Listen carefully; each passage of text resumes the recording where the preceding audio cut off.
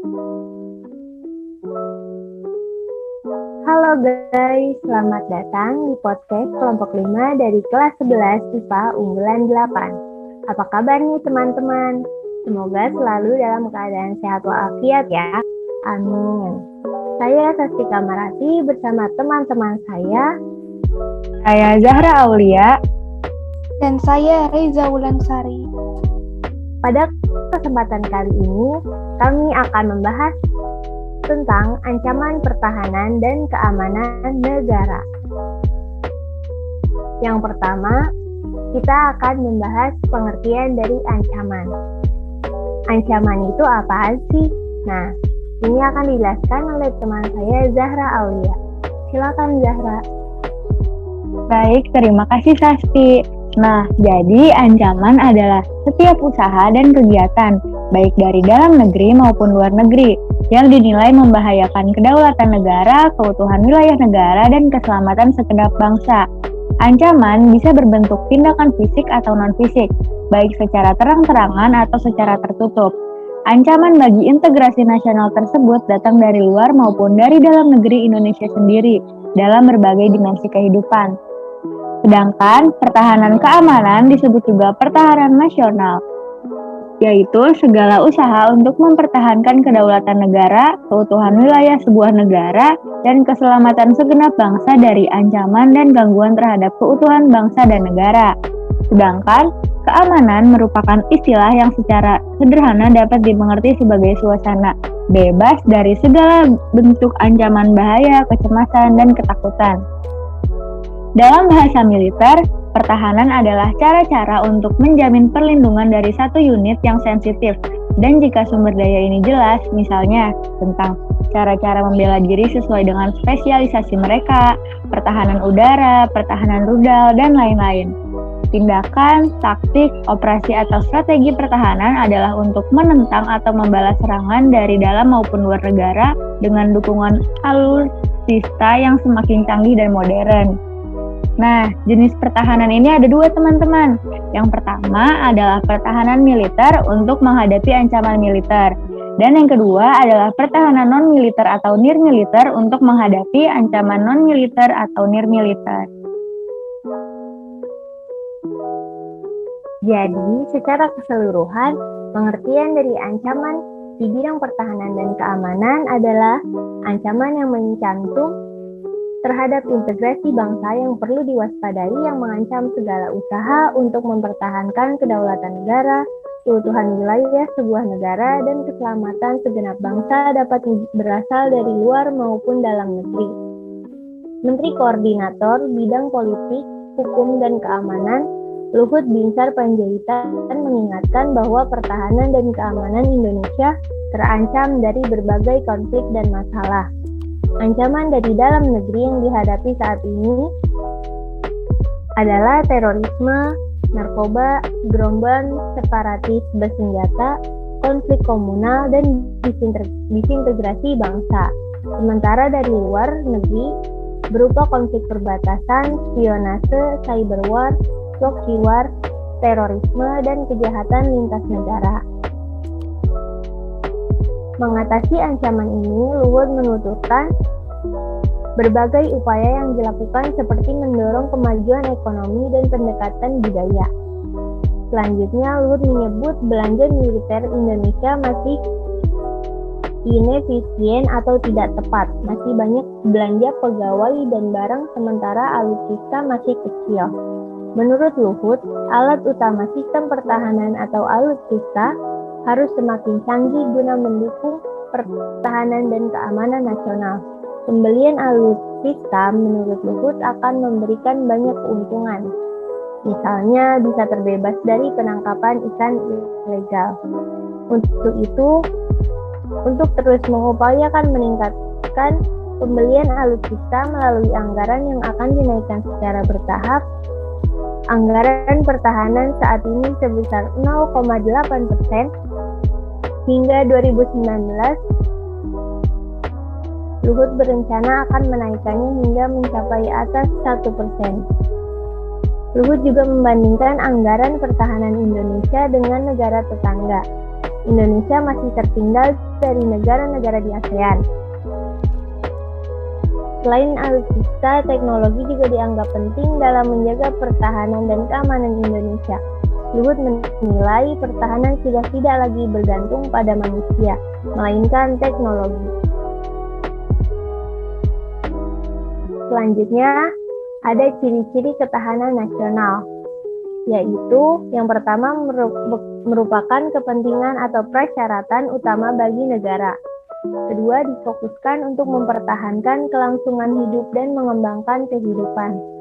Ketiga, ketahanan nasional tidak hanya diwujudkan dalam daya tahan dan keuletan bangsa, tetapi juga sebagai kondisi dinamika yang berisi keuletan dan ketangguhan bangsa untuk mengembangkan kekuatan.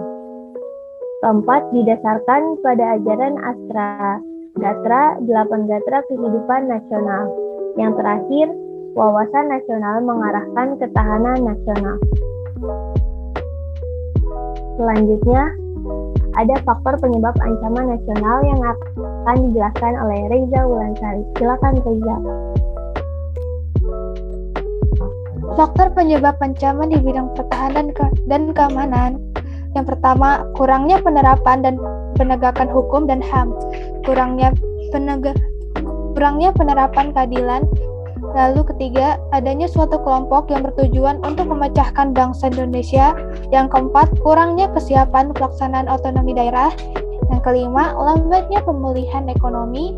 Yang keenam, lemahnya nilai akibat kuatnya pengaruh budaya asing. Yang ketujuh, kemerosotan wibawa para penegak hukum. Dan yang terakhir, ketidakmerataan pembangunan dan hasil-hasil pembangunan menimbulkan berbagai rasa tidak puas dan keputusasaan di masalah sara, suku, agama, ras, dan antar golongan. Faktor dibagi menjadi dua, yaitu faktor internal dan faktor eksternal. Faktor internal yang pertama ada aksi teror, misalnya kejadian teror bom di Sarinah yang dilakukan oleh warga Indonesia sendiri. Yang kedua, konflik horizontal, yaitu konflik yang terjadi antara individu atau kelompok organisasi yang memiliki kedudukan yang sama atau setara. Contohnya, tawuran antara mahasiswa Fakultas Teknik dengan mahasiswa Fakultas Hukum. Yang ketiga, ada sabotase, yaitu tindakan pengerusakan berencana terhadap kelengkapan negara. Yang keempat, aksi kekerasan yang berbau sara. Biasanya terjadi karena adanya egositas seseorang atau sekelompok orang yang dilakukan dengan jalan kekerasan. Yang kelima, ada gerakan separatisme, yaitu gerakan yang bertujuan untuk memisahkan diri atau mendirikan negara sendiri. Misalnya, usaha pelepasan Timur Timur dulu, waktu pemerintahan Hatta Habibie. Lalu ada pemberontakan bersenjata, misalnya pemberontakan G30 SPKI. Dan yang terakhir, pengerusakan lingkungan. Yang kedua ada faktor eksternal. Faktor eksternal yang pertama adalah agresi, yaitu penyerangan militer terhadap suatu negara. Yang kedua, pelanggaran wilayah oleh negara lain. Yang ketiga, spionase atau mencari dan mendapat rahasia militer dari negara lain. Yang keempat ada sabotase, yaitu tindakan pengerusakan terencana terhadap kelengkapan negara. Dan yang terakhir ada aksi teror dari jaringan internasional, yaitu teror yang dilakukan oleh orang atau kelompok luar negeri kepada suatu negara.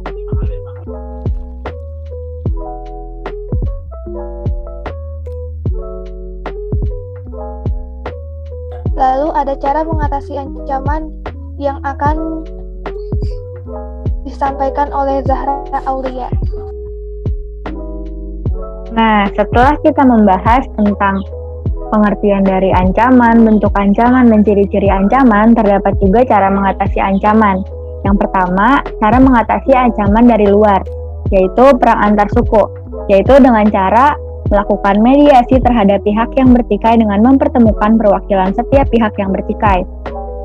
Yang kedua, melakukan sosialisasi tentang pentingnya perdamaian dan kerugian adanya pertikaian. Dan yang ketiga, pemerataan pembangunan agar tidak terjadi kecemburuan antar suku. Selanjutnya, untuk mencegah ancaman pada korupsi, yaitu 1. Menanamkan jiwa anti korupsi diikuti dengan peningkatan iman dan takwa. Yang kedua, menciptakan pemerintah bersih dan berwibawa serta bebas KKN. Yang ketiga, melakukan pengawasan yang ketat pada jalannya pemerintah terutama pada bidang keuangan. Selanjutnya, cara mengatasi ancaman pada bidang terorisme yaitu 1. Meningkatkan rasa nasionalisme. 2. Penarikan peredaran persenjataan yang dimiliki masyarakat sipil. Dan yang ketiga, melaporkan warga yang diduga teroris. Selanjutnya, cara mengatasi ancaman pada bidang pemberontakan yaitu 1. Mengakui persamaan derajat dan HAM. 2.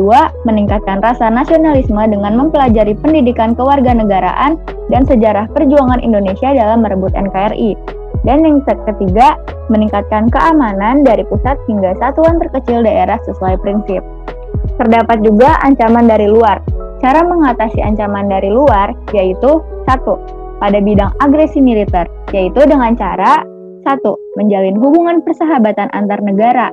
2. Meningkatkan peralatan, pertahanan militer, dan pertahanan nasional, diiringi dengan peningkatan dari kualitas TNI sebagai inti dari sistem Hankamrata. Dan yang ketiga, selalu waspada terhadap segala yang dapat membahayakan keutuhan NKRI.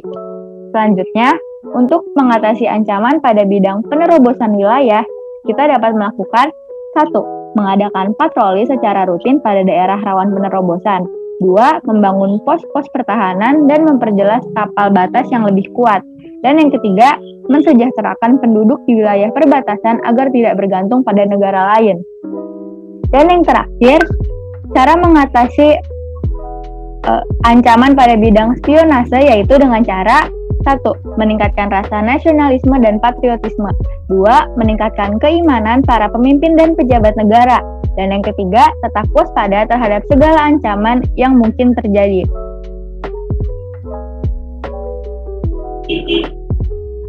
Nah, dari semua ini ada kesimpulan, yaitu ancaman adalah usaha yang bersifat mengubah atau merombak kebijaksanaan yang dilakukan oleh konsepsional melalui tindak kriminal dan politis. UUD NRI tahun 1945 pasal 30 ayat 1 mengamanatkan bahwa tiap-tiap warga negara berhak dan wajib ikut serta dalam usaha pertahanan dan keamanan negara. Pasal tersebut menyatakan dengan jelas bahwa pertahanan keamanan negara merupakan kewajiban warga negara yang merupakan kehormatan yang harus dilaksanakan dengan penuh kesadaran dan tanggung jawab untuk mengatasi berbagai ancaman, tantangan, hambatan, dan gangguan yang datang dari luar maupun dari dalam. Persoalan siapa yang harus bertanggung jawab untuk menjawab ancaman keamanan tertentu menjadi rumit dan politikal. Rumit karena perkembangan konsep dan ketidakpastian setelah berakhirnya Perang Dingin dan politikal. Karena landasan konstitusional sejarah maupun realita politik bisa menjadi kekuatan inersia untuk membangun pola pembagian kerja baru. Salah satu konsekuensi penting adalah perlunya ketentuan yang mengatur level of engagement dan instrumen yang boleh digunakan dalam setiap bagian dari spektrum ancaman terhadap keamanan nasional.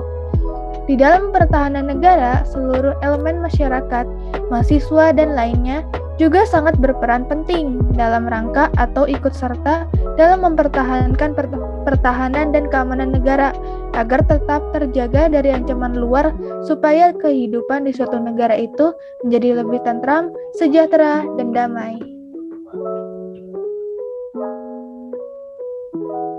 Nah, itu tadi penjelasan dari ancaman di bidang pertahanan dan keamanan. Semoga dapat dimengerti dan bermanfaat bagi teman-teman yang menonton ya. Mohon maaf apabila ada kesalahan dan kekurangan kata. Apabila ada pertanyaan, bisa komen di bawah dan bisa ditanyakan di Instagram berikut ini. Jangan lupa untuk di-like, share, dan subscribe channel ini. Jangan lupa untuk selalu jaga kesehatan ya teman-teman. Terima kasih sudah menonton video ini. Sampai jumpa.